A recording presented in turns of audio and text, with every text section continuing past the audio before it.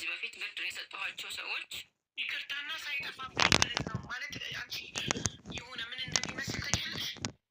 በደህና ሰዓት ሳውዲ እያለሽ የሆነ በደል በድለሹ አንቺን ለመበቀል የሆነች ሴት በድለሻት ልትበቀልሽ፣ አንቺን ልታጠፋሽ፣ ህይወትሽን ልታበላሽ የምትጥር ሴት አለች አለ። እንደዚህ አይነት ስሜት ነው ይህን ታሪክ እየሰማው እየተሰማኝ ያለው። ምክንያቱም ወንድ ሴትን እንደዚህ ለምን ያደርጋል? ሳውዲ ላይ ስራ ነበራት፣ ፌሻል እየሰራች ጥሩ ህይወት እየኖረች ያለችን ሴት ስራዋን አስጠቅቆ ከምትኖርበት ሀገር አግብቶ ኢትዮጵያ ወርውሯት፣ አሻራ ሰጥታ መመለስ እንዳትችል አርጋ እንድትገባ አድርጎ ኢትዮጵያ ወርውሯት፣ ከዛ በችግር እንድትሰቃይ እርጉዞን እንድትራብ ማድረግ ይህ በቀል ነው አደለ? ላይክ የሆነ የበደልሽ ሰው የሚበቀልሽ በቀል ነው እንጂ ሰው ለምን ወንድ ልጅ እንደዚህ ያደርጋል? ግራን የገባኝ ሶሪ። እሺ ስሜቴ መግለጽ ስለፈለግኩ ነው። ይጅበት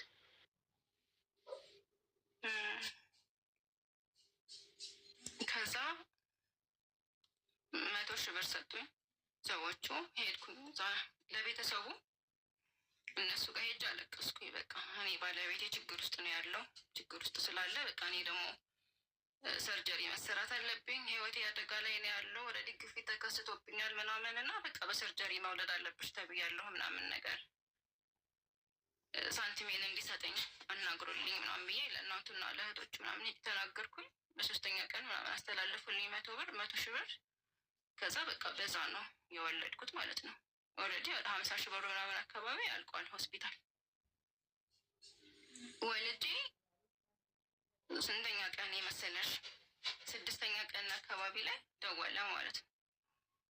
ደውሎ ድምጿን ሰማትና ከዛ ወለድሽ እንደ ምናምን ሲለኝ ወለድኩኝ አልኩትና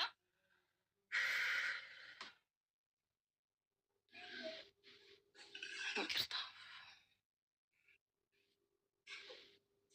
ወልጃለሁ ምናምን አልኩት።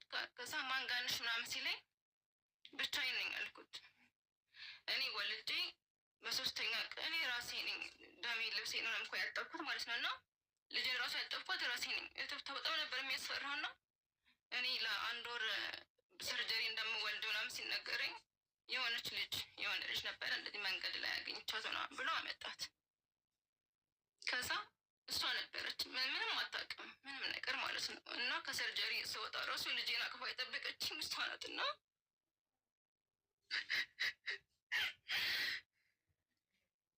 አይዞሽ ናራ የኔ እናት። እህትሽ ሴት ሄደች?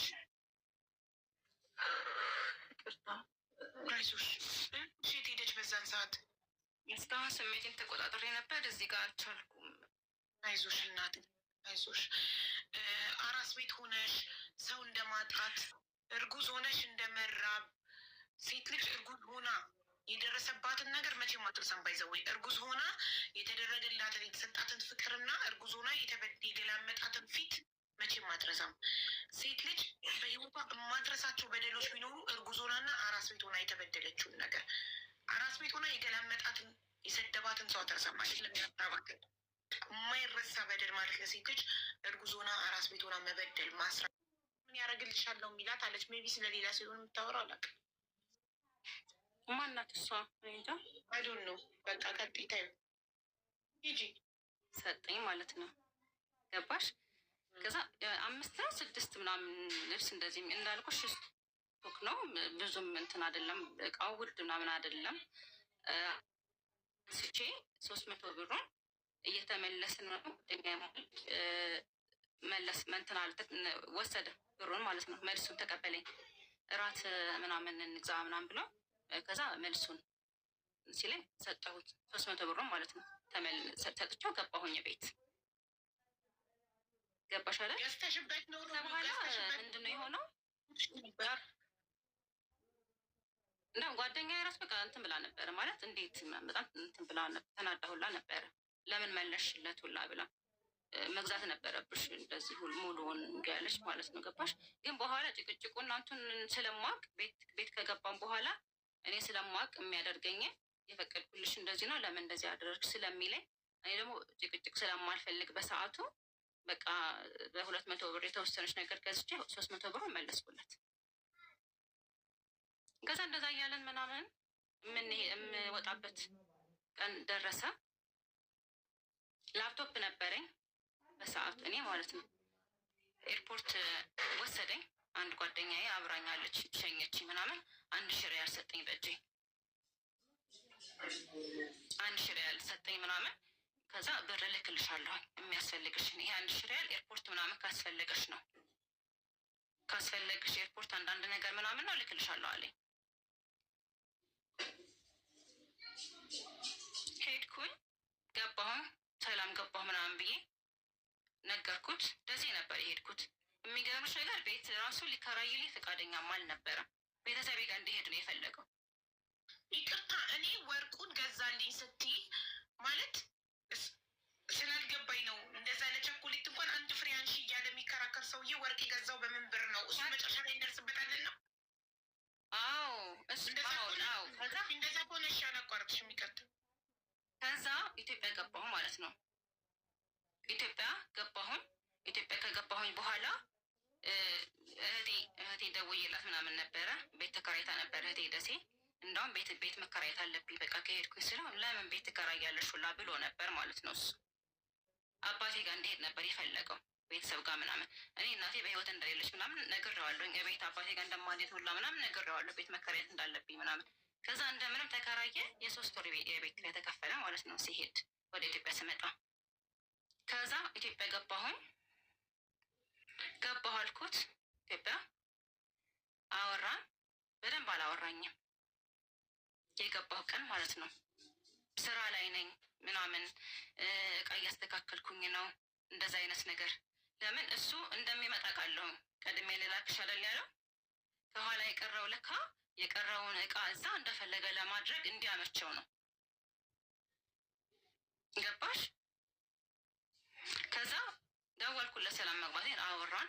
በሚቀጥለው ቀንም አወራን፣ ግን ብዙ አያወራኝም።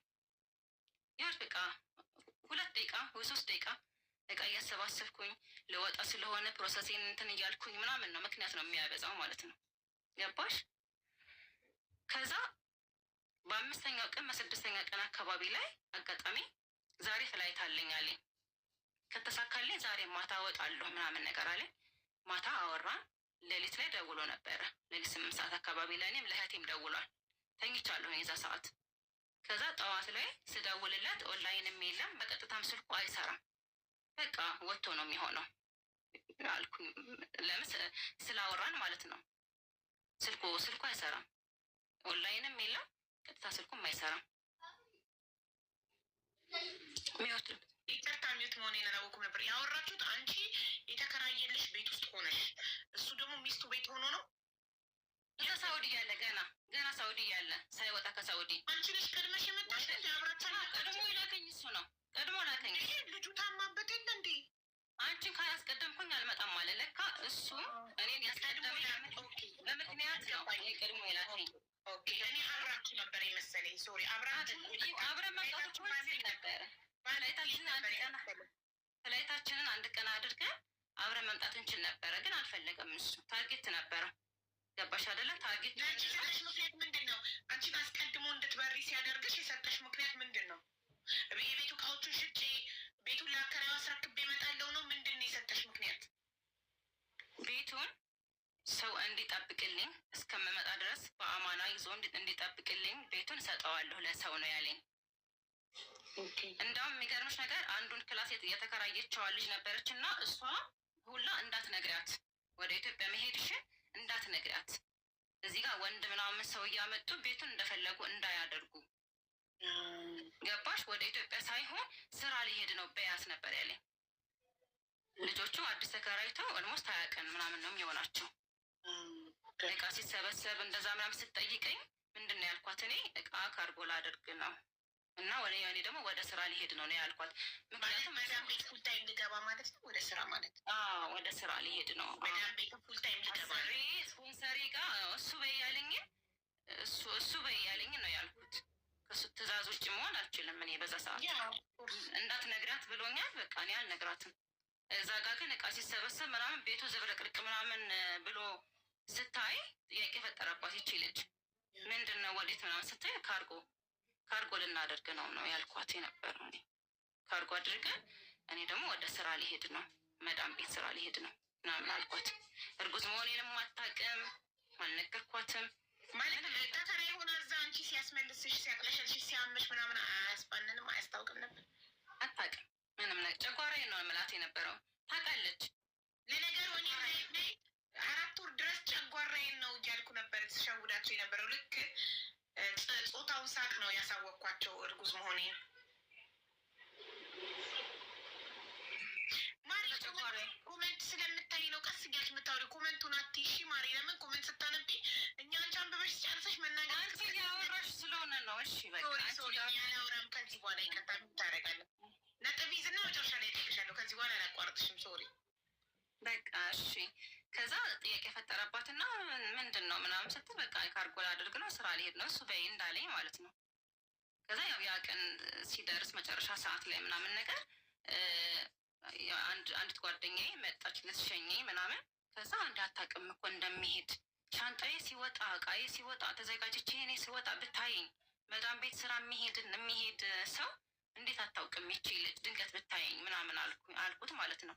እያልኩኝ ምናምን እንዳልነገርሻትም እንዴ እንደምትሄጅ አለችኝ ጓደኛዬ ስትለኝ አልነገርኳትም አታውቅም ምናምን። እንዴ መንገርማ አለብሽ ቻው ባያት። ከዛ እሱም ቻው ባያት በቃ ምናምን አለ።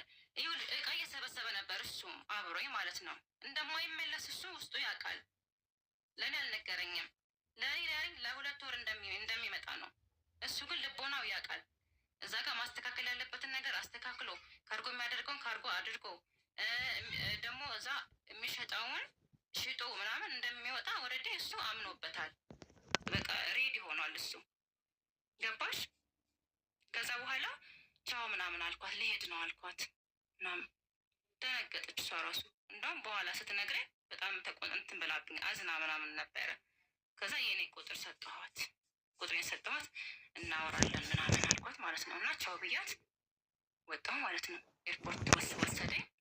በቃ ወደ ኢትዮጵያ መጣሁኝ እኔ እስከ 7 ቀን ምናምን እስከ 6 ቀን ኦልሞስት አካባቢ እናወራ ነበረ። ከዛ በኋላ እንዳልኩሽ ነው ኢትዮጵያ ፍላይት ዛሬ ያለኝ ምናምን አለ። ደውሎ አገኘሁት ሌሊት ላይ። ጧት ስደውል ኦንላይንም የለም ስልኩን በቀጥታ የማይሰራም። በቃ ኢትዮጵያ መጥቶ ነው ሰላም መግባቱን ደውሎ ያሳውቀኛል ምናምን ብዬ ስጠብቀው አይደውልም። ጠበቅኩት 2 ቀን 3 ቀን 4 ቀን ምናምን አይደውልም። አድራሻ ኦንላይንም የለም። እዛ ሳኡዲ እያለ ነው ከኦንላይን የወጣው ገባሽ? ከዛ በኋላ ቀን ሄደ። እኔ ደግሞ ከጉምሩክ ተደወለልኝ ከካርጎ ማለት ነው። ሄድኩኝ 2 ሳምንቴ ላይ ካርጎ ላመጣ ማለት ነው። እኔ በፕሌን ነበረ መሄድ የነበረብኝ ግን በትራንስፖርት ነው የመጣሁት ምናምን ነገር እና ያ ቃል እነዚህ እንዳውም ወደ ኢትዮጵያ ለመጣ አካባቢ ዶክተሯ በጣም ተቆጣ ነበር። ለምን ምናምን ብላ ነበር እና እንደዚህ ማለት የሚያንገጫግጭ ነገር ረጅም ጉዞ ምናምን ነገር እንዳታደርጊ ብላኛለች። በፕሌን ነው ምናምን አላት እሱ። ለምን እርግዝና ትንሽ ሴንሲቲቭ ስለነበረ ምናምን ገባሽ? በባስ ነው እኔ ከደሴ አዲስ አበባ የመጣሁት ካርጎ ላወጣ ማለት ነው። ከዛ በቃ ይደውላል። ካርጎ ራሱ ላወጣ ሲሄድ እሱም እቃ ስላደረገ እዛ ካርጎ ቦታ የማገኘው አይነት ስሜት ምናምን ይሰማኝ ነበር። በቃ አድራሻ የለኝም፣ ቤተሰቡን አላውቅም፣ በሱ በኩል ምንም የማውቀው ታሪክ የለም። ካርጎዬን አውጥቼ ተመልሼ ወደ አዲስ አበባ ሄድኩኝ ማለት ነው። ከዛ 1 ወር ሆነኝ አልደወለም። 1 ወር ሆነኝ። የሆነ ዋትሳፕ 2 ዋትሳፕ አለው እና ሁሌ የምናወራው በአንድ ዋትሳፕ ነው። በሌላኛው ዋትሳፕ አናወራም ነበረ። ከዛ እንዳጋጣሚ በቃ ለምን ቼክ አላደርገው ምናምን ብዬ ገብቼ ሌላኛው ዋትሳፑን ቼክ ሳደርገው አጋጣሚ ኦንላይን አየሁት።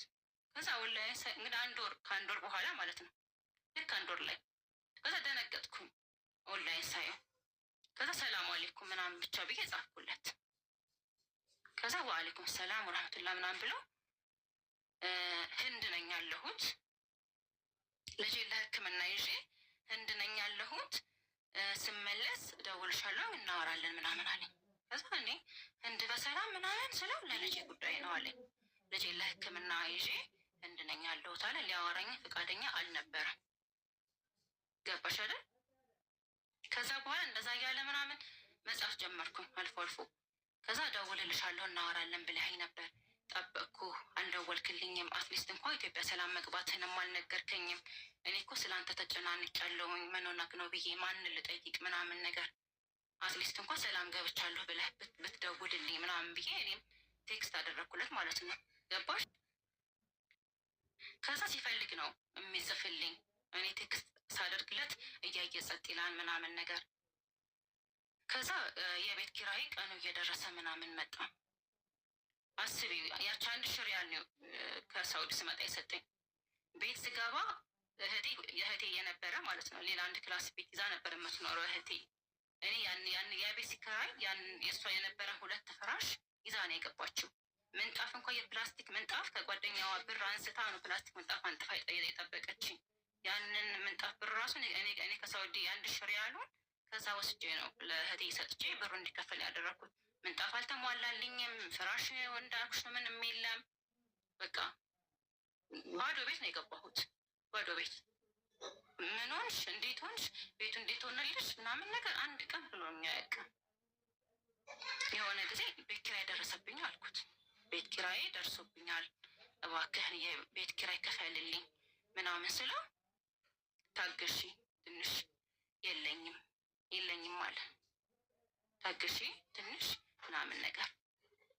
አብዛኛውን መጽፍለት ቴክስት አይመልስም፣ እያየ ጸጥ ነው የሚለው። ከዛ ምንድን ነው ያለኝን ነገር ሁላ እንትን አልኩኝ። ወርቁን ሸጥኩት፣ የአንገቴንም ሸጥኩኝ፣ ቀለበቱንም ሸጥኩኝ፣ ሁሉን ነገር ሸጥኩኝ ማለት ነው። እኔ በቃ ማድረግ ያለብኝን መሸጥ ያለብኝን ነገር ሁላ ሽጫለሁኝ። አሁን እጄ ላይ ያለው ስልክ ብቻ ነው የቀረኝ። እሱንም ስልክ ደግሞ ከሸጥኩት እኔ ከአንተ ጋር በምን እገናኛለሁኝ? ደግሞ ስልኩን ራሱ ብሸጠው የ1 ወር ቤት ኪራይ እንኳን አይከፍልም ምናምን አልኩት ማለት ነው። ከዛ እባክሽ ተረጅኝ፣ እክስሻለሁ፣ የሆነ ቀን እመጣለሁ፣ እመለሳለሁ፣ ችግር ውስጥ ሆኜ ነው፣ ሁሌ ችግር ውስጥ ሆኜ ነው የሚለው። ችግር ላይ ነኝ ነው የሚለኝ። ምንድነው ችግርህን በግልጽ ንገረኝ እና እኔ እንድረዳህ። አይናገርም። ዶ አርጊልኝ፣ ችግር ውስጥ ነኝ ያለሁ፣ ችግር ገጥሞኛል ምናምን ነገር።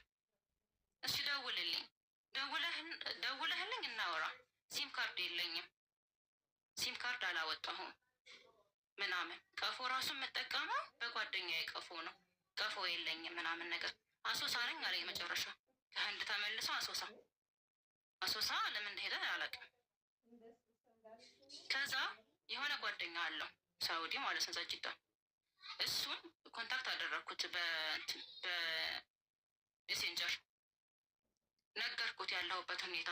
እኔ እንደዚህ ቦታ እንደዚህ ሁኔታ አለኝ ያለሁት፣ ነፍሰ ጡር ነኝ፣ ችግር ውስጥ ነኝ ያለሁት ምናምን። የቤት ኪራይ ምናምን እንኳ ጓደኛ ከፍላልኝ ነው የቤት ኪራይ አልኩት ማለት ነው። እና በቃ አድራሻውን ምናምን ነገር ስለው እሱም ሰምቶ እሺ አድራሻውን እሺ አፈላልጋለሁኝ፣ ግን ህንድ ነኝ ብሎኛል። እኔ ወንድሞቹን ምናምን አናግራለሁ፣ ቤተሰቦች ምናምን ነገር አለኝ ማለት ነው። ከዛ በስንተኛው ቀን ነው ሳናግራቸው እኛም አድራሻው የት እንዳለ አናቅም አሉኝ ብሎ ለካ ያኔ ብሎክ አድርጎኛል ወዲያው ማለት ነው። ለምን ከእሷ ጋር ለምን ታወራለህ ምናምን ብሎ ተጣልተው ይሄ ጓደኛ ወዲያው እኔም ብሎክ አድርጎኛል።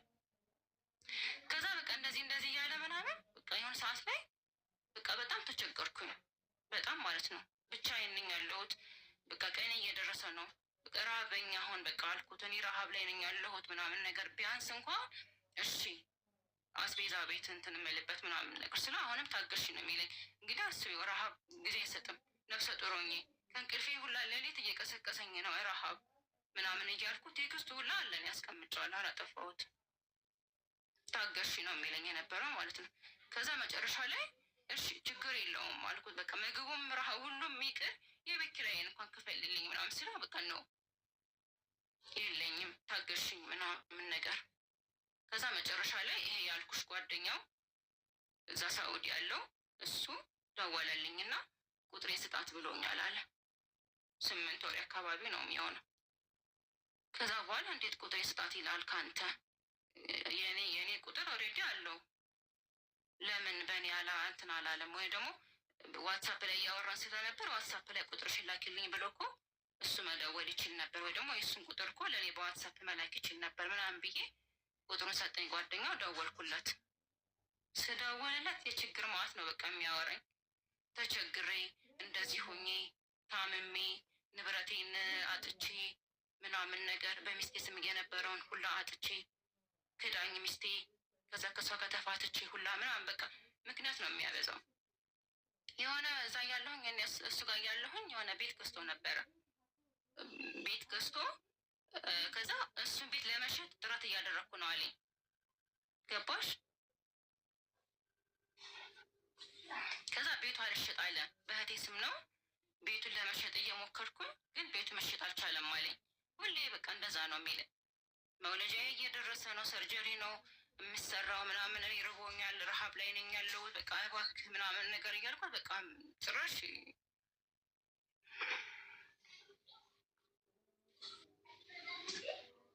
አይዞሽ ዛራዬ። ቆይ ቤተሰቦችሽ እናትሽ በህይወት እንደሌለች ታሪክሽ ላይ ተናግረሻል። ግን አባት፣ እህት፣ ወንድም ምናምን በሰዓቱ እርጉዝ ሆነሽ ስትራቢ የሚያግዙሽ አልነበሩም ወይስ አልተናገርሽም ነበር ችግርሽን ለቤተሰብ? አይ እኔ አልተናገርኩም። አባቴም አያውቅም፣ ማንም ሰው አያውቅም። ገባሽ? ማንም የሚያውቅ ሰው የለም። እኔ እናቴ የለችም በህይወት ብየዋለሁኝ። ለአባቴም አልተናገርኩም። አባቴ በዛ ሁኔታ ላይ እንዳለውኝ ራሱ ምልሽ አሳልፌ ላለመስጠት እንደገና ደግሞ ቤተሰብ አስገድዶሽ ወይ ቤተሰብ አምጥቶልሽ ስላላገባሽ ራሴ ተዋውቄ ነው ለቤተሰብ አስተዋውቄ ያገባሁት። ሰው የኔ ምርጫ ስለሆነ እንዴት ለቤተሰብ እናገራለሁ? ወይ ደግሞ ነገ ባል ይስተካከላል ብለሽ ስታስቢ አሳልፈሽ ለቤተሰብ አትሰጪም። ነገ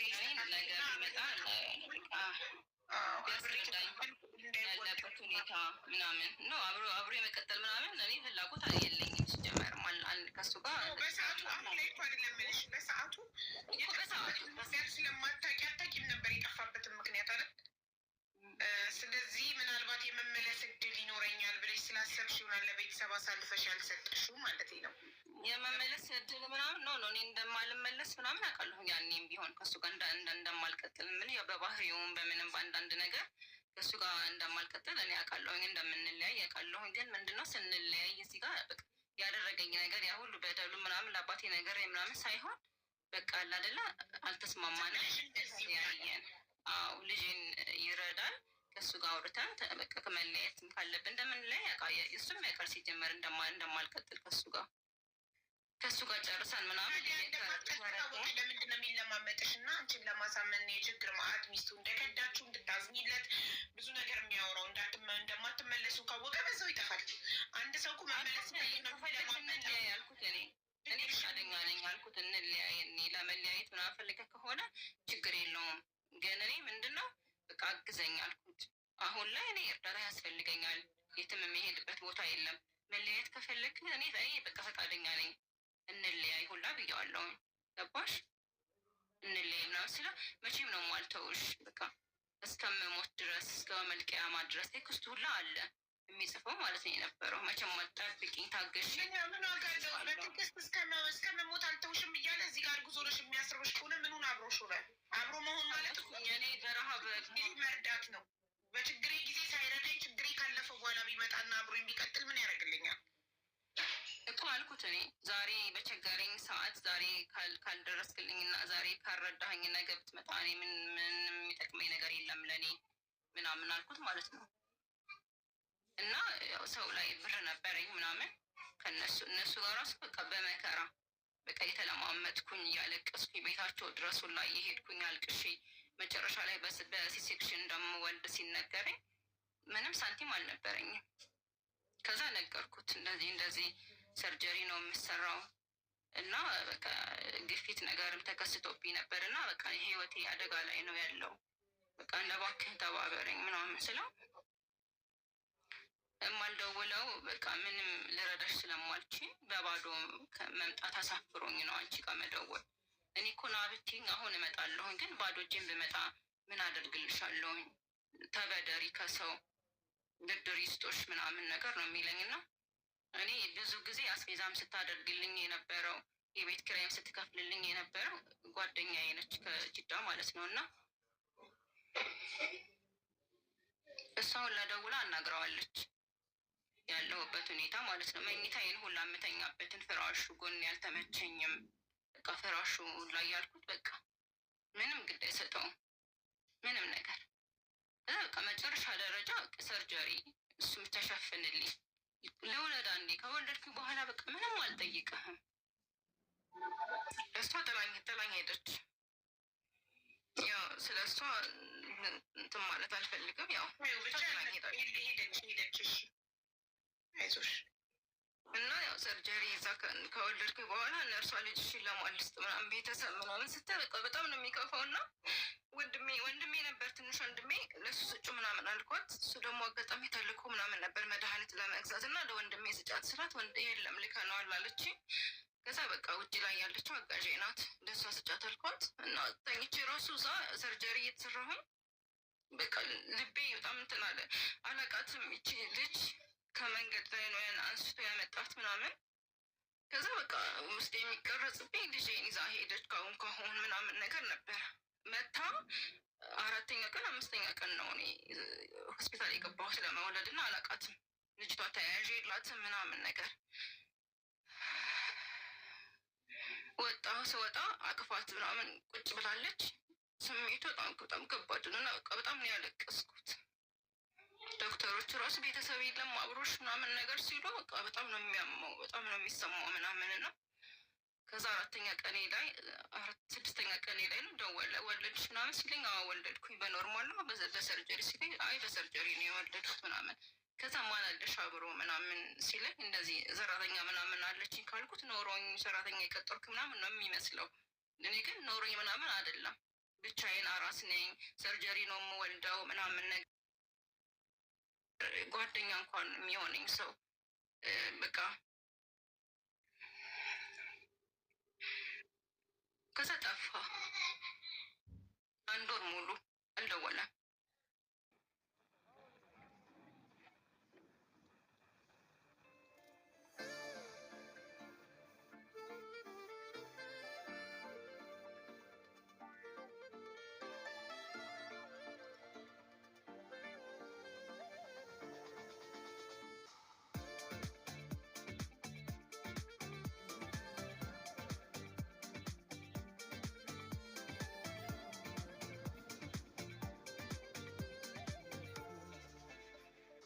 اشتري راحتك عادي وبيع اللي عكرها، خد من الايام سكرها، انسى وخلي دماغك تنسى، ليه بس تكبرها. اشتري راحتك ده الروان بكنوز الدنيا، عيش كل دقيقة وثانية، مشي المواضيع زي ما تيجي، ليه بس مكبرها. فوت كتر التفكير بيموت، روق بالك يا حبيبنا، واللي هيمشي سيبنا يسيبنا، من غيره هنتعود. فوت كتر التفكير بيموت، روق بالك يا حبيبنا، واللي هيمشي سيبنا يسيبنا، من غيره هنتعود.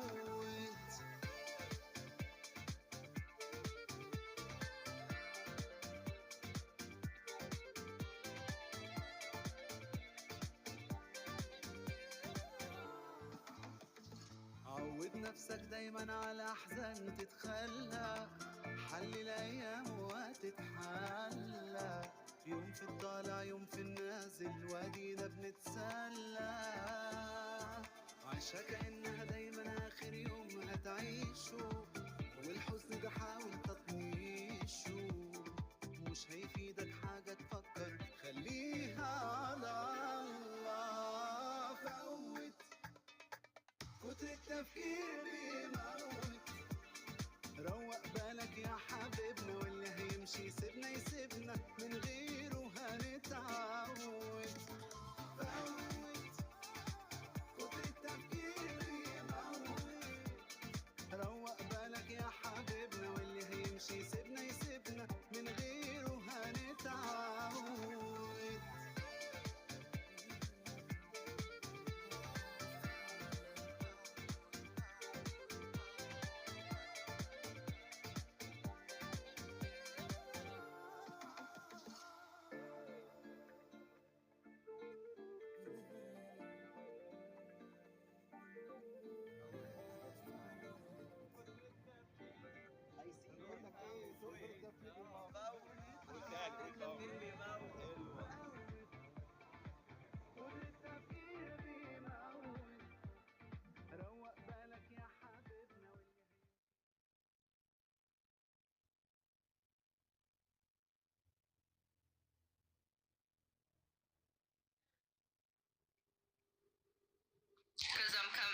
ከመውለዴም በፊት ብሎክ አድርጎኛል። እሱ ነው የሚደውለው እንጂ እኔ አልደውልም። ሌላ ሲም ካርድ አወጣሁኝ። በዛም ሲም ካርድ ብሎክ አደረገኝ። በሁለት ስልክ ብሎክ አደረገኝ። በቃ ከዛ እንደዛ ብሎ ዘጋ። 1 ወር ቆየ። 1 ወር ሙሉ አልደወለልኝም። እኔ መደወል አልችልም። እሱ ጋር ወረዴ በቃ እንትን ማለት እኔ ብሎክ ነኝ፣ መደወል አልችልም። በሰው አስደወልኩኝ። እኔ ከዚህ በላይ አልታገሰውም ምናምን ነገር። እቃዬንም ማስጠየቅኩት። የፌሻል እቃዎችን ይመልስልኝ ምናምን ስል እቃ የላትም አለ። እቃ የላትም፣ ሙሉ እቃዋን ጭና ነው የሄደችው። እኔ ጋር ምንም ማለት እቃ የላትም ምናምን ብሎ ከዛ ከእሷ ዘግቶ ልክ እኔ ጋር ደወለ። ጓደኛዬም ከሳውዲ ከጅዳ አናግራው ነበረ። ሰደበኝ ማለት ነው። ተሳደበ ደውሎ እንደዚህ ያልሽ የምታወሪው ምናምን። እኔ እኮ ለ2 ወር ነው ወደ ኢትዮጵያ የመጣሁት ልመለስ። ለ2 ወር ስለሆነ የመጣሁት እቃ እንዳለ እቃ ትቼ ነው የመጣሁት እዛ ላይ። እቃ ጥሎ እንዳልመጣ ደግሞ እኔ ሙሉ ማስረጃ አለኝ። የሚሸጠውን ሽጦ ካርጎ ማድረግ ያለበትን ካርጎ አድርጎ ምናምን ነው ጠቅልሎ ነው የወጣው። ሲጀመር ከዛ ጋር ድጋሚ ላይ መለስ እስከ መጨረሻው ነው የወጣው። እኔን ግን ምን አለኝ፣ እዛ ትቼ ነው የወጣሁት እቃ ነው ያለኝ። ጓደኛዬ ከዚህ ስታናግረው እንደዚህ እቃዋን ጭና ነው ሄደችው አለ። የላትም እቃ አለ። ከዛ ደውል ተሳደበ፣ ሰደበኝ ምናምን ነገር፣ ዘጋ ስልክ። ከዛ ጓደኞቹ ማናገር ጀመርኩ፣ ቁጥር ማፈላለግ ጀመርኩኝ። እማውቃቸው እዛ ማህበር ያላቸው ወለኔ ናቸው። የወለኔ የልማት ማህበር እዛ አላቸው እና ጓደኞቹ ናቸው። እዛ ማህበር ደግሞ እኔ አምባሳደር ነኝ ምናምን ብሎኛል በሰዓቱ ማለት ነው። አንዱን ቤቴ አምጥቶቱ ላስተዋውቁታል። 2 3 ከአንድ 2 3 አብረን በልተን ቡና ጠጥተናል ምናምን ነገር። አንዱን ከመሀላቸው ማለት ነው። እነሱ ጋር ጉዳዩን ሳደርሰው ልክ እነሱ እንደሰሙ ሲያውቅ ማለት ነው ልጁን ካደ። ከኔ አይደለም የምጠረጥራት ሰው አለ፣ የኔ ልጅ አይደለም እና አንተ አይመለከትህም፣ እጅን ከዚህ አውጣ። ገባሽ? እኔ እንዴት ነው የማይመለከተኝ? አስተዋውቀኛል፣ ቤትህ መጥቻለሁኝ፣ እንደዚህ ሆንኩኝ ምናምን ብላ ስታለቅስ እንዴት ነው ችዬ ዝም የምለው ምናምን ይለዋል። ገባሽ? ተጣልተው እሱ ጋር ሁላ በቃ ሌላ ደረጃ ላይ ተደራረሱት። ከዛ ያለውን እኔ ጋር መጥቶ ከእሱ ከጓደኛው ከሱ ዘግቶ እኔ ጋር ደወለ። እኔ ጋር ደውሎ ቁጥሩን ማን የሰጥሻለኝ? አልናገርም አልኩት። የሰውየውን ቁጥር ማለት ነው። የእሱን ቁጥር የሰጠሽ ይሄ ጠፋኝ እንደመጣሁኝ ጓደኛውን ጠየቁት በሜሴንጀር ያልኩሽ ልጅ ማለት ነው። እሱን የሰጠሽ ቁጥሩን አለኝ። አይደለም አልኩት። ደግሞ እኔ እሱ አይደለም ቁጥር የሰጠኝ፣ ሌላ ሰዎች ናቸው አፈላለገው ቁጥር የሰጡኝ ማለት ነው። ገባሽ? እኔ እሱ አልሰጠኝም አልኩት። እንዳውም ልጁ የእሱ ነች አለኝ። ከእሱ ጋር ጠረጥርሻለሁ፣ ልጁን ወስደሽ ለሱ ስጫልኝ። ገባሽ? ከዛ ጓደኛው ለካ እንደዛ ብሎታል። ለእኔ መናገር አልፈለግም። ጓደኛው ከሌላ ሰዎች ጋር ግንኙነት አላት ጠረጥራታለሁ ምናምን እንዳለው አልነገረኝም ለእኔ። ከዛ እንደዚህ አለኝ እኮ ደወለልሽ ሲለኝ፣ አዎ ደወለልኝ፣ ግን እኮ እንደዚህ አለኝ ምናምን ስለው ለእኔም እኮ እንደዛ ብሎኛል፣ ግን ልነግርሽ አልፈለግኩም። ከጥፋተኝነት ለመዳን እሱ በቃ ነውሩ እዛ ጋር ትልቅ ስም ስላለው ማህበራቸው ጋር ማለት ትልቅ ስም ስላለው በቃ እዛ ጋር እሱ ስሙ እንትን እንዳይልበት እኔ ከሌላ ወንድ ጋር እንደሚጠረጥረኝ ተናገረ ማለት ነው። ችግር የለውም አልኩኝ እኔ። ችግር የለውም፣ ዲኤንኤ ምርመራ አለ፣ ዲኤንኤ ምርመራ ያድርግ። ከዛ በኋላ ልጁ መሆንና ለመሆኑን ያረጋግጥ።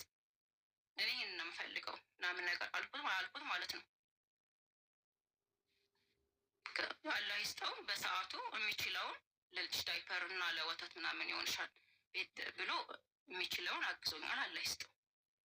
ሌላም ያናገርኳቸው 2 ነበሩ እዛው ከማህበራቸው ውስጥ ማለት ነው። ጭራሽ እነሱ ሊያናገሩት ፈቃደኛ አይደሉም። ገባሽ? አንዱ እንዳውም በአግባቡ ሁላ መልስ አይመልስልኝም ነበር። ግን አድራሻውን ተባበረኝ እባክህን፣ እኔ አራስ ነኝ ያለሁት፣ ርቦኛል፣ ተቸግሬያለሁኝ፣ አድራሻውን እፈልጋለሁ፣ ቤተሰቡን ማግኘት እፈልጋለሁ፣ ይጠቁመኝ ምናምን ስለው ፈቃደኛ አይደለም። ግን የሚገርምሽ ቤቱን ያውቃል። አያውቅም ነው ያለኝ። ኢትዮጵያ ከገባ ጀምሮ አድሬሱን አጥፍቷል። ከኛ ጋር ያለውን እንትን በቃ አቋርጠዋል። ከግሩፕም ወጥተዋል። የት እንዳለም አላቅም። እንዴ ነው ያወራ ነው። ቁጥሩም የለኝም ነው ያለኝ። ሌላኛው ደግሞ እንደዚሁ አንዱ የተወሰነ ብር ለዳይፐር ምናምን ይሆንሻል ምናምን ነገር ብሎ እንደዚሁ ትንሽ ብር አግዞኛል። ገባሽ አይደል? ልጁ ወደ መካድ ሄደ ማለት ነው። አሁን አንቺ የት ነው ያለሽው? ኢትዮጵያ? እኔ አዲስ አበባ ነው ያለሁት። ስንት ጊዜ ሆነሽ ከገባሽ? ስንት ጊዜ ሆነ መሰለሽ?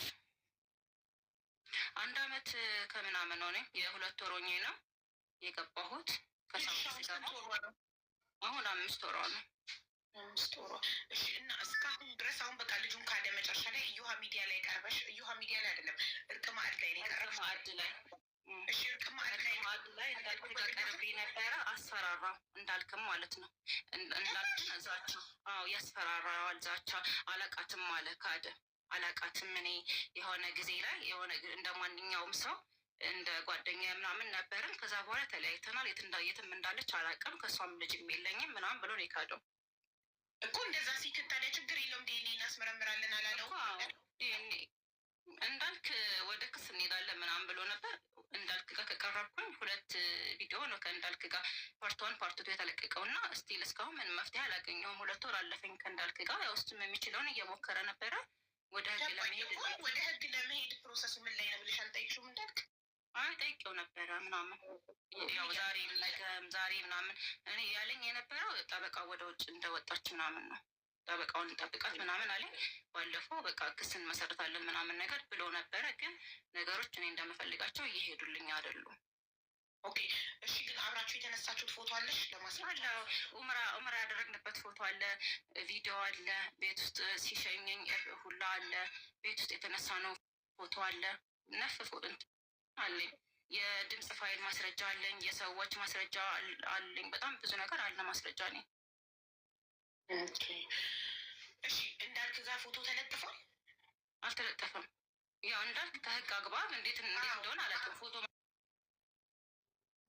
Words that are really hard for most people to say. I need therapy, and that's okay. For a long time, I couldn't say those 6 words, and I stayed stuck. But one day, I just said it. Because what therapy gives you isn't something you can give yourself. A therapist is a neutral person, a human being who's not in your life, not in your brain, not in your body, who can see you clearly precisely because they aren't you. Research shows that the benefit of therapy is not just the tools and the information that you receive. It's the perspective that you gain. When I finally said those words and reached out to BetterHelp during one of the hardest periods of my life, things got better. Getting started with BetterHelp is simple and personal. You answer a few questions, are matched with a qualified therapist, and start therapy on your pace and your schedule. And in between sessions, they offer tools and resources vetted by mental health professionals so that you have support throughout your entire week, not just on your therapy day. No journey should be taken alone. And with BetterHelp, you don't have to.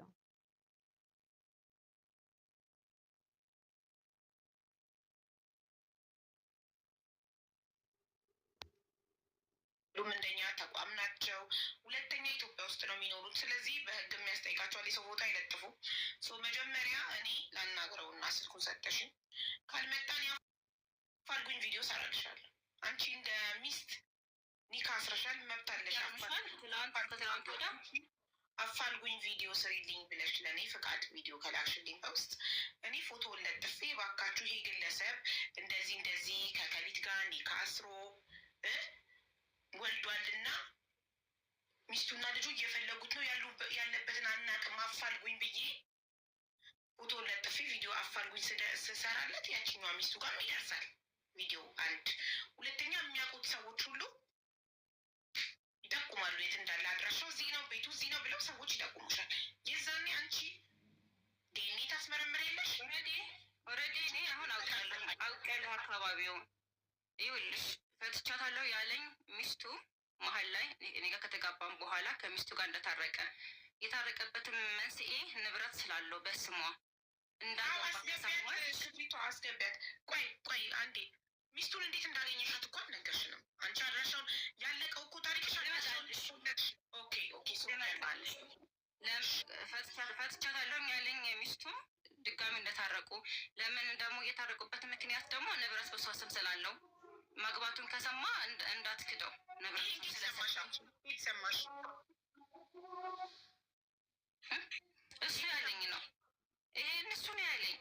ንብረት አለኝ ደስሟ ከራስ ጸጉሩ ያለው በጣም ነው። ከሌላ ሰው አልሰማሽም?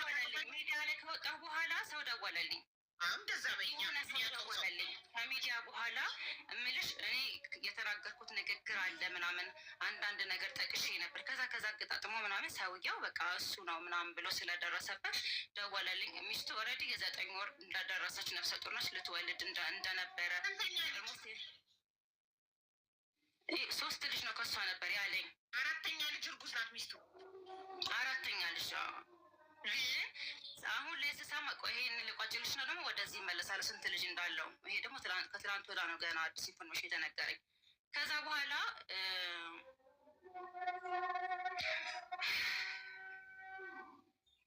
ሚዲያ ከወጣሁኝ በኋላ አላሳወቀችኝም እንዳትለኝ በጓደኞች አስጠይቂያለሁ።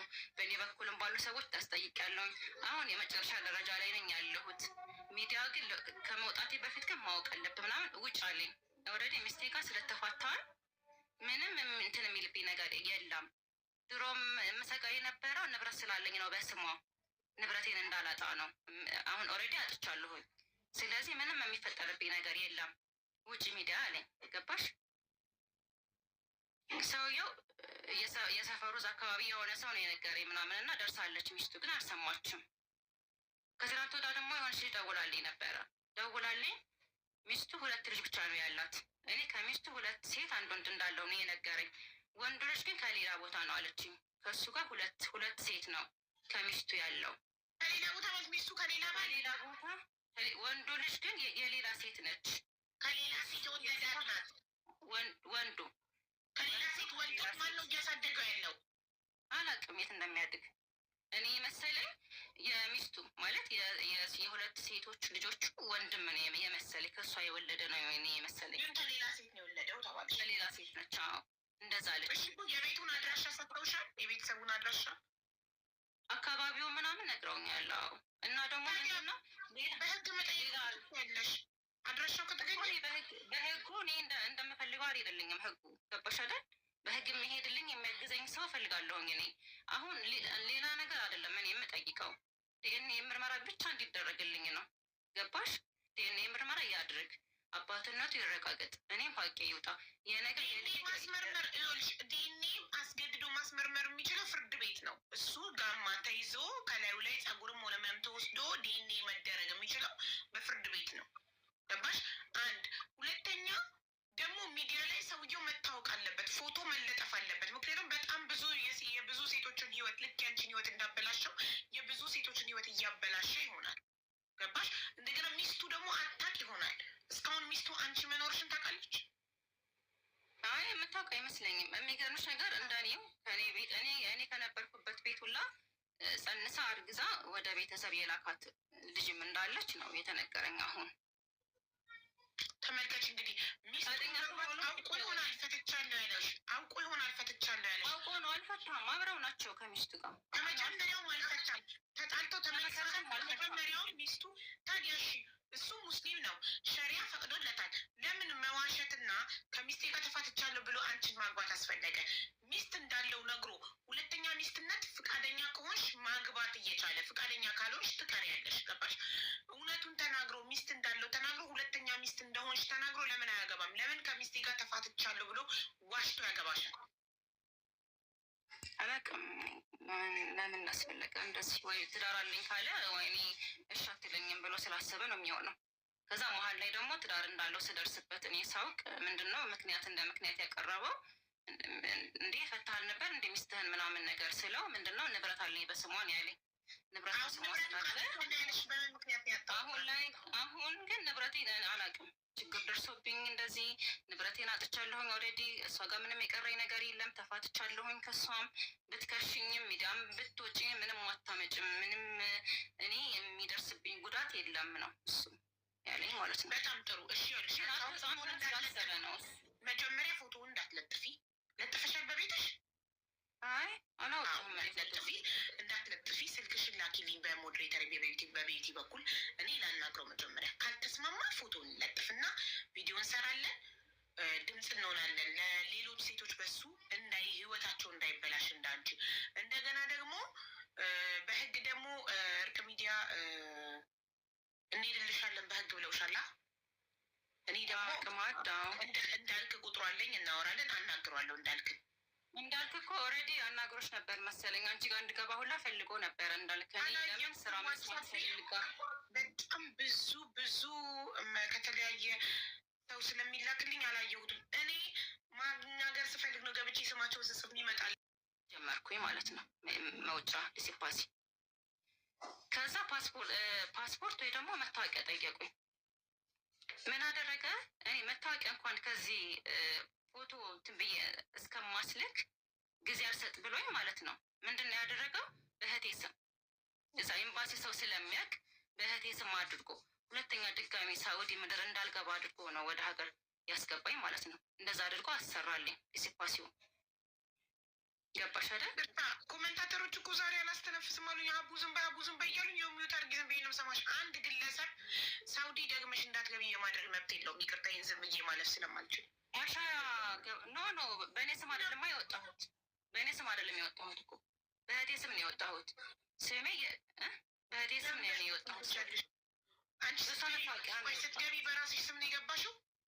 ኖ እኔ ስገባ በባህር ነው የገባሁት እኮ በባህር ስትወጪ ደግሞ በፕሌን ልትወጪ በእህትሽ ስም ለምን ወጣሽ? ለምን በራስሽ ስም አልወጣሽም? ጊዜ አልሰጥሻለኝ። በቃ እኔን አጣድፎ በቃ አቻኩሎ አጣድፎ ለምን እንደዚህ እንዳደረገ አሁን ሳወራሽ በታሪኩ ትረጃለሽ። ይመጣበታለሁ ለምን እንደዚህ አድርጎ እኔን አጣድፎ አቻኩሎ ልክ እንደ መቃብር አፈር በቃ አጣድፎ ለምን እንዳስወጣኝ ነው። ከዛ እሺ አልኩ። በቃ መሄዴ እውን ሆነ። በቃ ቁርጥ ሆነ። እንዲህ አልኩ። አልኩት በቃ እቃ ልግዛ እሺ አልኩት። አንዳንድ ነገር ልግዛ ለቤተሰቦቼ ምናምን፣ ለወንድሞቼ፣ ለአባቴ ምናምን። እንዴት ይሄን ሁሉ አመት ቆይቼ ባዶ እጄን እሄዳለሁ ምናምን ስል ነው አለ። በፍጹም ብር የለኝም፣ ስራ የለም፣ ብር የለኝም፣ እቃ ምንም አትገዥም፣ የሚያስፈልግሽ ነገር ሁላ እኔ እልክልሻለሁ። እንኳን አይደለም እቃ ሊገዛልኝ ይቅርና ያለኝን እቃ እንኳን ቤት ውስጥ ያለኝን እቃ በቃ በአግባቡ ባግዳ አድርጌ ሁላ ካርጎ እንዳደርግ አልፈቀደልኝም ነበር። አንድ ሳጥን ከሳውዲ አረቢያ የሚመጣ ከሌላም አረብ ሀገር ሊመጣ ይችላል አላውቅም። እሱን አንድ ብቻ ፈቀደልኝ። ከዚህ በላይ ኖ አለ። እኔ እልክልሻለሁ እቃሽን ሁሉ። ከዛ ለማንኩት። አንድ ሳጥን ብቻ ምንም ነው እቃ የማይይዘው። እኔ ሌላ እቃ እሺ አልገዛም አልከኝ፣ አትሊስት ያለኝን ቤቴ ውስጥ ያለውን እቃ እንኳን ይዤ እንዲሄድ ፍቀድልኝ ምናምን ስለው በፍጹም አለ። አንድ ሻንጣ እንኳን ተጨማሪ ብዬ ለማንኩት። ከዛ እሺ አለ። አንድ ሻንጣ ማለት ነው። ከሳጥኑ ተጨማሪ አንድ ሻንጣ ፈቀደልኝ። ከዛ ያንን ሻንጣ አሁን በቃ አብዛኛው እቃ ቀረብኝ። ገባሽ? አሳዘንኩት መሰለኝ። ሻንጣውን ተይውና ብሎ ሳጥን ጨመረልኝ። አንድ ሳጥን የበፊቱ ሳጥን ጋር ሁለት ማለት ነው። ሁለት ሳጥን ፈቀደልኝ። ሌላው የፌሻል እቃ ሙሉ የፌሻል እቃ፣ የኪችን እቃ፣ ልብሶቼ፣ በጣም ብዙ ነገር ነው ትቼ የመጣሁት ማለት ነው እዛ። እኔን ግን እቃሽን አትወስጂም እያለ እሱ በጣም ብዙ እቃ ነበር ሲገዛ የነበረው ለቤቱ ማለት ነው። ያልገዛው ነገር የለም። በቃ ያልገዛው የቤት እቃ መርፍ እንትን ኪኒን ምናምን ከመውሰድ አንዴ ለ7 ቀን የሚያገለግል ከሆነ እንዳልሽው ከ7 ቀን በኋላ አስታውሶ መላጥና አዲሱን መለጠፍ አይደል? ኦኬ። ስለዚህ አንዱ ካርቶን 4 ፓች አለው ነው ያልሽው? 4 ስለዚህ አንዱ ለአንድ ወር ይበቃል። ለአንድ ወር በጣም አሪፍ። ትንሽ ነው 3 የነበረው አላቅም ነበር። ኦኬ። አንድ ወርም ማለት ነው። ስለዚህ ወይ አንዱ ምናልባት አንድ ቀን አንደኛውን ሳትልጪ 8ኛ ቀን ቆይቶብሽ ምናምን ይሆን? እኔ ግን ተከታትዬ ነው የማደርገው። አይደል ነው እንደዛም አይነት ስህተትን ተፈጥሮም ሊሆን ይችላል። የሆነ ኮንትሮል የሆነ ስህተት ተፈጥሮ ማንኛውም መርፌ የሚሆን ኪኒንም ይሁን የሚለጠፈውም ይሁን 100% አይደሉም። ገባሽ? እርግዝና ሊፈጠር ይችላል። 100% የሚባል ነገር የለም። የእርግዝና መከላከያ 99% ነው። ገባሽ? ይሄ በማንኛውም አጋጣሚ ሉፕ እንኳን ያስቀበረ ሰው እንኳን እርግዝና ሊፈጠርበት ይችላል፣ ያጋጥማል። ምታጠቢ ከሆነ የጡት ወተት ይቀንሳል። ኦኬ። አይ ቆይ ኧረ ሀቢባ ዝም በይ እሺ። ይቅርታ እኔ እኮ መሀል ላይ የማላውቀው ነገር ሲኖር ሜስት አይነት ነገር እንደዛ ነበር የመሰለኝ። የሆነ የሚያቃጥል ነገር ፍላጎቴ መጨመር ምናምን አይነት እዛ እኔ ፔሪየድ ስሜት ነው የመሰለኝ የነበረው። ኦልሬዲ የተከታተልኩኝ ስለሆነ መከላከያውን ይፈጠራል ብዬ አላሰብኩም። ገባሽ? ከዛ በኋላ በጣም ሲያመኝ ለምርመራ ሄድኩኝ ማለት ነው። ሲሄድ እርግዝና እንደተፈጠረ ተነገረኝ ማለት ነው። كتير غريب إنه تكون 4 أشهر من عمرنا الطويل تكون هي العنوان، عنوان مرحلة طويلة يعني شفت فيها عبر عن الحياة كلياتها، بعد ضغوطات وحياة صعبة فجأة صارت الحياة وردية، كل شي صار يعني مثل ما كنت أتمنى أحسن.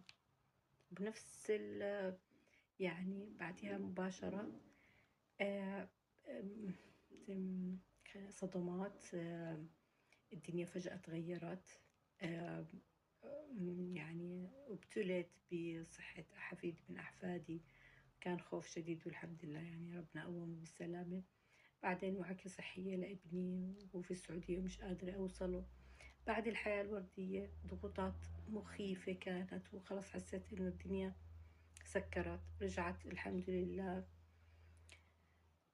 بالعكس يعني كانت الضغوطات هي كانت المفتاح للخير فيما بعدها، يعني هذا الغريب. يعني كل الضغوطات اللي كنت أحس إنها خلص هاي نهاية الطريق كانت هي المفتاح للحياة الوردية اللي بتيجي بعدها. ففهمت إنه إحنا ما نحكم على أقدار الله بمنتصف الطريق، يعني لا الحياة الوردية هي النهاية ولا الضغوطات هي النهاية. دائما بدنا ننظر للوعاء من الأعلى، يعني نشوف الامتلاء هذا اللي إحنا بنشعر فيه سواء بالخير أو بالشر لوين رح يعني إيش رح ينسكب منه بالنهاية. ما في إشي هو يعني هو اللي بده يختم حياتنا تستمر لآخر يوم بعمرنا، وهو في تغيرات إحنا ما بنتخيلها.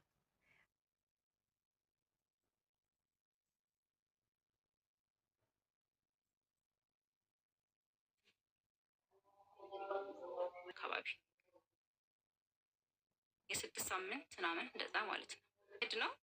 እኔም ደነገጥኩኝ እውነት ለመናገር። ለምንድነው የደነገጥኩት? እኔ ሁለተኛ ጽንስ ልጅ ሳስብ ቅድመ ምርመራ ማድረግ እፈልግ ነበር፣ የማህፀን ምርመራ ማለት ነው።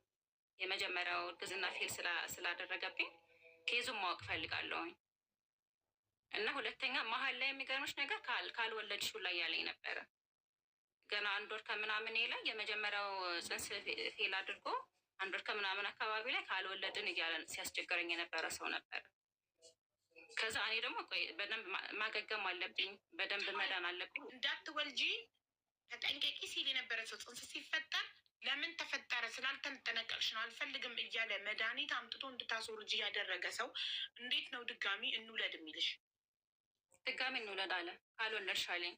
ከዛ ነው አልኩት። እኔ በፍጹም አልኩት። እኔ በዚህ ሰዓት እኔ እርግዝና እንትን አልልም፣ በቃ አልፈልግም አልኩት ምናምን ነገር። ከዛ በቃ ስለማትወጂኝ ነው፣ ከእኔ ፍቅር ስለሌለብሽ ነው። አይደለም ይኸውልሽ፣ እንትን ግንኙነት እየጠየቀሽ እኔ አሞኛል፣ ቁስል ነኝ፣ ልዳን ምናምን ስትዩ ለግንኙነት ሰበብ ፈልጎ ግንኙነት ለማድረግ ፈልጎ እንጂ እውነት እንድታረግሽ ፈልጎ አይደለም። አይደለም አይፈልግም እሱ። ያው በኋላም ያው ለልጅ ካልኳት እሺ ብላ ትሰጠኛለች። ለልጅ ካልኳት ገባሽ? ለልጅ ከሆነ ያው ብዙ ጊዜ ሴቶች ልጅ ስለምንወድ ለልጅ ከሆነ እሺ ብላ ትሰጠኛለች ብሎ ነው። ያው እኔ ለልጅ ምናምን እንደዚህ ስፍስፍ ምናምን እንትን የምልሽ ያኔም እንደዛ ሲለኝ ለምን እንደዛ አለ? ኢኮኖሚካሊ በጣም ያለው ሰው ነው ገባሽ? የፋይናንሻል ችግር የለበትም። እና የሆነ ጥያቄ ፈጥሮብኝ ነበር። ለምን እንደዚህ አለ? መጀመሪያ እኮ ልጅ መውለድ እፈልጋለሁ ሲል የነበረ ሰው ነው። ከመጋባታችን በፊት ስንጋባ እንደተጋባን ልጅ ሊያሳምንሽ ሴት ልጅ ስትባል ሰፍ ስለምትል ብዙ ሴቶች ልጅ ስለምንወድ ገባሽ? ስለዚህ ወንድ ልጅ ሁልጊዜ አውቆ አዲስን ሴት የሚያሳምንበት መንገድ ቶሎ አግብቼ መውለድ ነው የምፈልገው ይላታል ለሴቷ። ሴት ደግሞ አይ ይሄ ጨዋ ነው ማለት ነው፣ በቃ አላማው አግብቶ መውለድ ነው። ልጅ ይወዳል። ልጅ ከወለድኩለት ደግሞ ተሰብስቦ ልጁን ያሳድግ። ትክክል ነው እያልኩ ትክክል አይደለም። አውቆ ግን ሴትን የሚያሳምንበት መንገድ በቃ እኔ አግብቼ መውለድ ነው የምፈልገው፣ ልጅ እወዳለሁ። ልጅ ባይወድም አውቆ ልጅ እወዳለሁ ይልሻል። ለምን? እንዲያሳምንሽ ትዳር ፈላጊ ነው፣ ትክክለኛ ሰው ነው ብለሽ እንድታስቢ። ከዛ ቶሎ ብሎ አግብቶ ከጠቀለለ በኋላ ከዚህ በኋላ የታባቷ ትሄዳለች? አንዴ አግብቻታለሁ የትም አትሄድም፣ አርፋ ትቀመጣለች ብሎ ስለሚያስብ እንዳታረግሽ ተጠንቀቂ። አውቆ በምን ያሳብባል? በገንዘብ። እኔ ከወለድኩኝ አንበላጥቄ ነው ማሳደግ የምፈልገው ልጄ። ስለዚህ ገንዘብ እስኪኖረን እንዳትወልጂ ይልሻል። ቢኖረውም ይደርሳል። ቀርታ ሂጂ ማለት ከዛ ያኔ ስጸንስ ለምን ጸነሽ ጥንቃቄ አድርጌ ብለኸኝ አልነበረ ምናምን አልኩት እና አሁን ድጋሜ ልጅ ይፈልጋለሁኝ ማለት ምናምን። በዛ ላይ ደግሞ ዶክተሯ 3 ወር ምንም አይነት እርግዝና እንዳይፈጠር ጥንቃቄ እንዳደርግ አስጠንቅቃኛለች። እና ደግሞ ካረገዝኩኝም እንኳን ድጋሜ ምርመራ አድርጌ የመጀመሪያው ጽንሱ ለምን ፌል እንዳደረገ የማህፀን ምርመራ፣ ቅድመ እርግዝና ምርመራ አድርጌ ድጋሜ ማህፀኔ ጽንስ መሸከም ይችላል አይችልም የሚለውን በደንብ አረጋግጬ እኔ ሬዲ ሆኜ ያኔ ነው ልጅ በቃ ማረግዘው ምናምን ብዬ እንትን ብያለሁ። በቃ ዘግቻለሁ ማለት ነው። ለሌላ እኔ በጣም መልሽ ጨጓራዬ ምናምን ስለሚያመኝ ያኔ ሳላቅ የሚያቃጥል ነገር ቃሪያ ምናምን በላ ስለነበር ጨጓራዬ በጣም ስታመም ነው እኔ የሄድኩት ለቼክአፕ ማለት ነው። ከዛ ጽንስ ተፈጥሯል። ሁለተኛ ጽንስ እንደተፈጠረ ምናምን ሲያቅ ወላሂ እንደዚህ አንገቱን ደፍቶ አቀርቅሮ ማለት ነው። በቃ በጣም ነው የተናደደው። እነዚህ ወንበሩን ሁላ እየቀጠቀጠ ነበረ በእጁ ተናዶ ማለት ነው። እኔ ደግሞ መዛጋ በጣም ደንግጫለሁኝ። እኔ ለምን ደነገጥኩኝ? ምርመራ አላደረግኩም። የመጀመሪያው አይነት ተመሳሳይ ችግር ይገጥመኛል ብዬ በቃ በጣም ሰጋሁኝ። የማህፀን ምርመራ ሳላደርግ ብዬ ማለት ነው። ድጋሚ ፌል ሊያደርግብኝ ነው ብዬ እሱ ነገር አሳሰበኝ እኔን ማለት ነው። እሱ ግን መፈጠሩ ነው እዛ ጋር ጽንስ መፈጠሩ በጣም አናደደው። ከዛ አልትራሳውንድ ምርመራ ማድረግ ፈልጋለሁኝ ጽንሱ የስንት ሳምንት እንደሆነ አልኩት ስለው ነው አለኝ። አሁንም አታደርጊም ማለት ይህን አልጠየቅሽም እንዴ? እንውለድ እኮ ስትለኝ ነበር። ምን ሆነህ ነው? መጀመሪያ በምን እንደተናደደ ጠይቀሽዋል ወይ? ምክንያቱም ኦልሬዲ ልጅ እፈልጋለሁ ስላለሽ በሌላ ብለሽ አላሰብሽም? ነው የሚያደርግ ስራ ቀዝቅዟል፣ እንደ ድሮ አይደለም፣ እንደ በፊት አይደለም ምናምን ነው የሚለው። ሆስፒታል ስለነበረ ያለ ነው። ሲጀመር ያኔ መነጋገርም አንችልም ማውራት፣ ያው ቤት ስንሄድ እናወራለን ምናምን ብዬ ነበር። እና እኔ ደግሞ ሳንወጣ እዛ ሆስፒታል ውስጥ አጋጣሚ የሄድንበት ሆስፒታል አልትራሳውንድ የላቸውም ነበረ። አልትራሳውንድ የለንም ማለት እዛ ጋ ጽንስ መኖሩን ብቻ ነው አረጋግጠው የነገሩኝ እንጂ አልትራሳውንድ ምርመራ እንትኑ ማሽኑ የላቸውም። ሌላ ቦታ ሄደን ምርመራ እንድናደርግ አዘዘ ዶክተሩ ማለት ነው። ከዛ አትሄጂም አለኝ። ኖ በፍጹም አለ አትሄጂም። በእኔ ሀይል በእኔ ጭቅጭቅ ምናምን ነገር ካልሄድኩኝ ምናምን ብዬ ሄድን ሆስፒታል ማለት ነው። የመጀመሪያው ጽንሱ እንትን ያለበት ዶክተሬ ጋር ሄድን እና እዛ ምርመራ አደረግኩኝ ማለት ነው። ከዛ ኦልሬዲ ጸንሻለሁኝ እዛ ማለት ያው ታውቋል። ሳምንቱን ለማወቅ ምናምን ነበረ። የ1 ወር ከምናምን አካባቢ ነው ጽንሱ ማለት ነው። ከዛ በኋላ አሁን በጣም መታመም ጀመርኩኝ። ህመሙ በቃ መተኛት አልችልም፣ ምግብ አልበላም፣ በጣም ነው የምሰቃየው። በቃ ድጋሚ ሄድኩኝ ተመልሼ ማለት ነው። እሷ ጋር ሲሄድ ከማህፀን ውጭ ነው እርግዝና ነው። ከማህፀን ውጭ እንደሆነ ቀድማ ነግራኛለች። እንትን ስናደርግ ማለት ነው እርግዝና ከማህፀን ውጭ ነው። የመጀመሪያው ከረጢቱ እንደተዛነፈ ነግራኛ የለ ድጋሚ እንትኑ ማለት ከረጢቱ ኖርማል ነው ጽንሱ ግን ከማህፀን ውጭ ነው አለችኝ። ከዛ በቃ በጣም ተሰማኝ ምናምን በቃ አለቀስኩኝ ምናምን ነገር። በ3ኛው ቀን ነው ምናምን ደግሞ ድጋሚ ቀጠረችኝ። ከዛ ሄድኩኝ።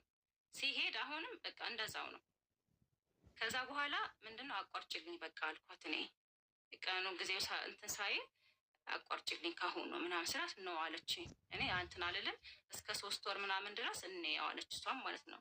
የመመለስ እድል ሊኖረው ስለሚችል ወደ ማህፀን እኔ አላቋርጥም አለች። አሁንም ተመልሼ ሄድኩኝ ወደ ቤት። ከዛ ምን አለ መድኃኒት ላምጣልሽ እና ቤት ይቋረጥ ጽንሷ ላይ ቤት ውስጥ መድኃኒቱን እኔ ላምጣ ገዝቼ በማህፀን ነው እንትን የሚባለው።